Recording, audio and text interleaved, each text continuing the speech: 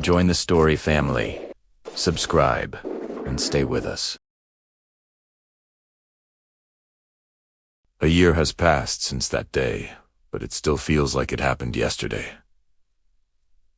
Some memories fade over time, some disappear, but others stay with you. They sit deep inside you, even when you try to convince yourself the past is behind you. Every year, my friend Mike and I picked a new spot on the map and went on a long backpacking trip. It was our tradition, part adventure, part escape, part attempt to feel alive again. Over the years, we saw everything. The rocky canyons of Utah, the empty stretches of Montana, the wild parts of Idaho. But that year, for some reason, we chose North Carolina. I don't know why. We just pointed at an area in the Pisgah National Forest and said, "Here." The forest looked ordinary. Trees, mountains, waterfalls, old trails. Nothing unusual. Maybe that normal feeling is what made us too relaxed. We prepared the same way as always. Gear check, food, first aid kits, tents, water filters. Our campsite was supposed to be about 25 miles from the nearest road. The farther from civilization, the better. That was the rule. We drove in early. By noon, we were deep in the forest. The road was worse than it looked on satellite images. Narrow, muddy, uneven, but nothing that would stop us. We started hiking around 3 p.m. The day was warm. The sky was clear. The air smelled like pine and mountain moisture. Everything felt peaceful. Nothing hinted at what would happen later, that in just 3 days we'd be running for our lives, and Mike would be screaming in pain. The first day was easy. The forest was dense but passable. The ground was soft. Far away, on another ridge, we heard coyotes. We followed marked trails, then left them to find an old waterfall shown on the map. That night, we set up camp near a creek, made a small fire. Mike joked that the forest felt too quiet. I laughed, thinking he just wanted a spooky vibe, but then I noticed it too. No birds. Almost no sound at all. Not silent, but unnatural. Like the whole forest was listening to something we couldn't hear. We blamed fatigue. Went to sleep early. Around 2 a.m., I heard it. Heavy footsteps. Slow, measured, big. I thought it was a bear. But bears don't move like that. They don't pause every 3 or 4 steps, like they're watching something. Mike whispered, "Do you hear that?" I nodded, even though he couldn't see me. The steps were about 100 feet away, then 60. Then they stopped. We stayed still. Neither of us spoke. We didn't move until the early morning, when exhaustion finally knocked us out. The next day, we found nothing. No tracks. No signs of an animal. Nothing disturbed, like the night had been a shared hallucination. Around 4 p.m., we found it. A footprint. Huge. Clear. Pressed deep into the wet ground. I know what bear tracks look like. Human tracks, too. This was neither. It looked like a human foot, but the size was wrong. 16 inches long. 7 or 8 inches wide. 5 toes. A heel. Mike and I didn't say a word. We just stared, and then it clicked. Whatever walked around our camp walked on 2 legs. We changed the plan. We headed north, toward a narrow secondary trail that should lead us to a series of waterfalls, and eventually back to the road. Everything was fine until evening. Then we heard it again, the same sound. This time, closer.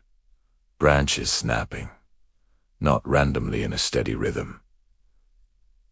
Someone was following us. "Don't stop," Mike whispered. "We keep moving," I said. We walked faster. The steps behind us did too. When we reached a rocky incline, I made the mistake of turning around. I didn't see a face. I didn't see details, just a shape. Tall. Wrongly tall. Broad shoulders. Dark. Covered in hair. Standing still between the trees. Watching. I didn't tell Mike. He already saw the fear on my face. We climbed higher. toward open rock where we'd have better visibility. But the slope was steep. The ground crumbled under our boots, and then it happened. Mike slipped out a rock rolled under him. He fell hard, 10, maybe 12 feet. He hit the ground with a sound I will never forget. He cried out, then another impact, then silence. I climbed down. His leg was twisted unnaturally. He could barely breathe from the pain, and then footsteps. Heavy, slow, 2 steps. Then a pause, closer than ever. Mike was shaking. "It's coming," he whispered. I saw pure fear in his eyes. I grabbed him under the arms. He bit down hard, trying not to scream as we moved. Whatever was behind us followed. We reached a rock ledge. Below us, a drop. Left, thick forest. Right, a narrow opening between 2 boulders. We went right, and then I heard it. A sound I can't fully describe. Not a growl. Not a roar. A deep, low exhale mixed with something like a muffled hiss. It was close. Too close. We pushed through the gap and came out on the other side, right next to the waterfalls we'd been looking for. The sound of crashing water was deafening. It saved us. The water drowned out everything. We crawled under a rock shelf. Mike gripped my arm, shaking with pain. No footsteps, no breathing. Nothing did it leave. Was it waiting? Did it walk around to find another path? We didn't know. We stayed there all night. No tent, no fire, no sleep. At sunrise, I looked out. No creature, but in the sand, near the water. A footprint. The same one. Fresh, and next to it another. Smaller. 2 of them. I dragged Mike for 6 hours. My shoulders burned. My hands bled.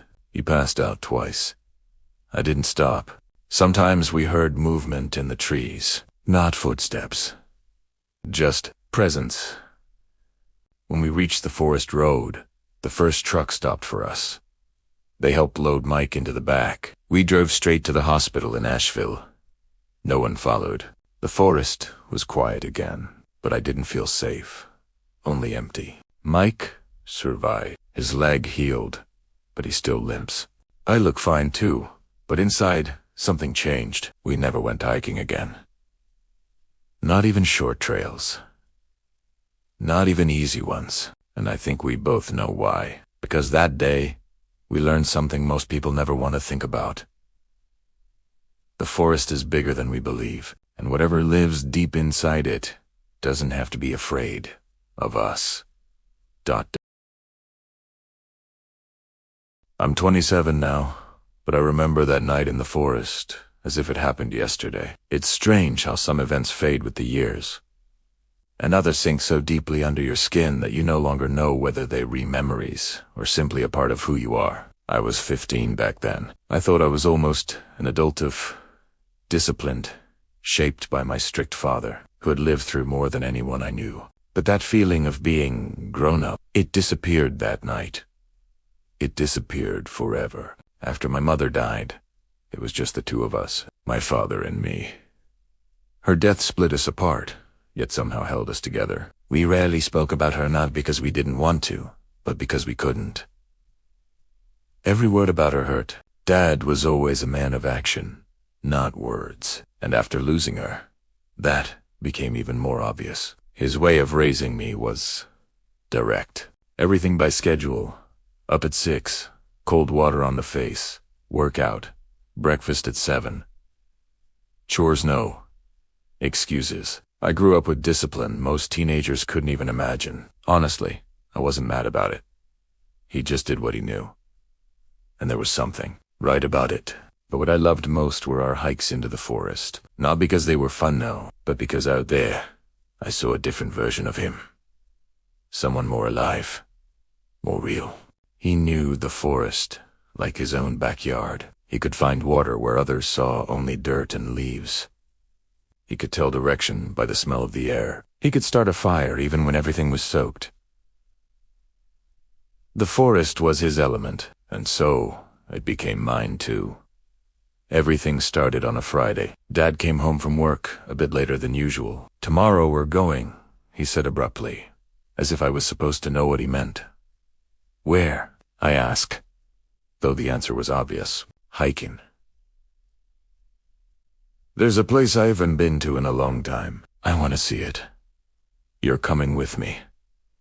It wasn't a question. I nodded. And honestly, I was glad. I always enjoyed our hikes, even if I pretended I didn't care. We packed everything by the book: a small tent, food, a water canister. Dad's old backpack full of necessary little things he never explained. I didn't know then and still don't know now what half of those things were for. He just said, "We'll need it." The next morning we left early.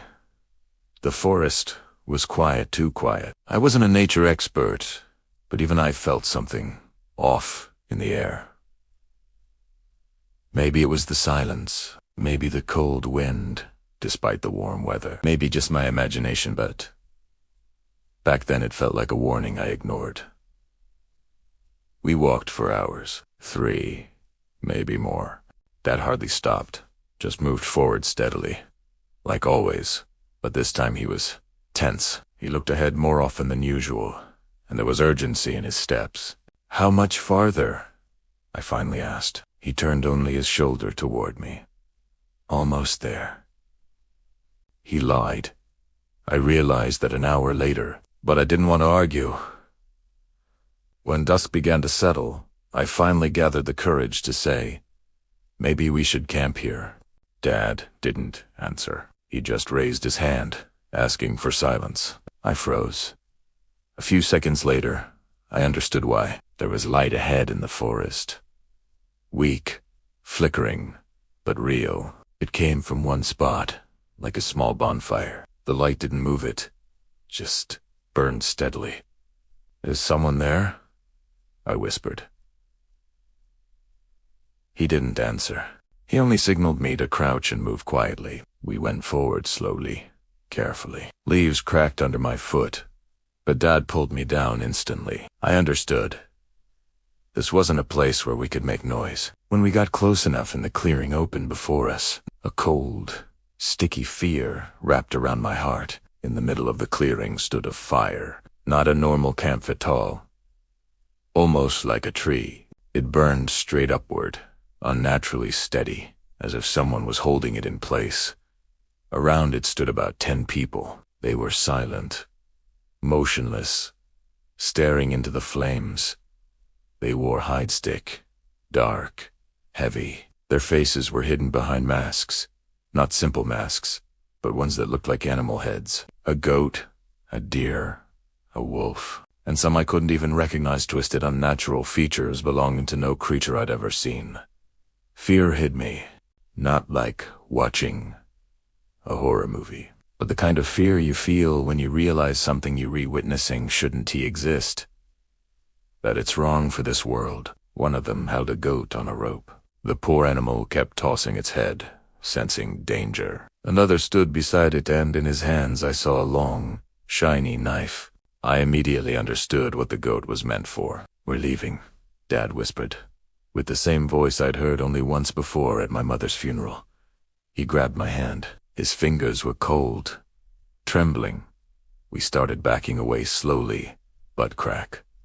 A sharp, unmistakable sound.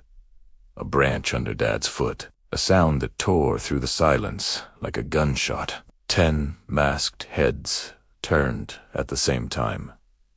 At the same exact moment, as if they were a single organism. My heart stopped. Then came the scream. Not human, not natural. Like someone blended 100 voices and forced them to shriek at once. I didn't know what would happen next, but I knew one thing. Nothing good. They rushed at us. "Run!" Dad shouted, and we ran. The forest changed, became tight, hostile, unfamiliar. I heard the footsteps behind us, Fast, many, and that scream. It tore the silence so violently I wanted to cover my ears. I glanced back for just a second and saw one of them sprinting toward us, holding that same shiny knife that caught the moonlight. Go! Dad yanked me forward, pulling me back into reality. I don't remember how we ran. I don't remember how I breathed. All I felt was fear thick, heavy, almost tangible. Tense soothingly, we burst onto a road. I didn't even understand how we got there, and at that exact moment, headlights appeared to the left. A car. Dad jumped into the middle of the road, waving his arms. The car braked hard. The driver jumped out. Are you crazy? He didn't finish. Dad pushed me toward the door. Get in! Now. I climbed inside. Dad followed. Drive, he told the driver with a tone that allowed no argument. The car started moving. I looked back and for a moment, I thought I saw shadows standing on the roadside, still watching. But when I blinked, they were gone. Or maybe I just hoped. They were gone. I didn't recognize Dad then. He was breathing heavily, holding my shoulder so tight his fingers hurt. He stared out the window without blinking. The whole drive, he said. Only one sentence. Never go back there. I nodded, and he never added another word. After that night, he changed. Became even stricter. Even quieter. But something new appeared in him. A constant alertness, as if he expected someone to step out from behind a corner at any moment. And as for me, I changed, too. After that evening, I was afraid to fall asleep in the dark. I heard those screams at night. I saw those masks in my dreams. For years, I didn't understand what we saw, who they were, what they were doing, and why they didn't chase us onto the road. But now, years later, I think about something else. Who said they didn't? The forest near our town is big, too big. It hides many things that shouldn't exist, and sometimes, when I see a flickering light in the distance, I feel that same cold in my chest.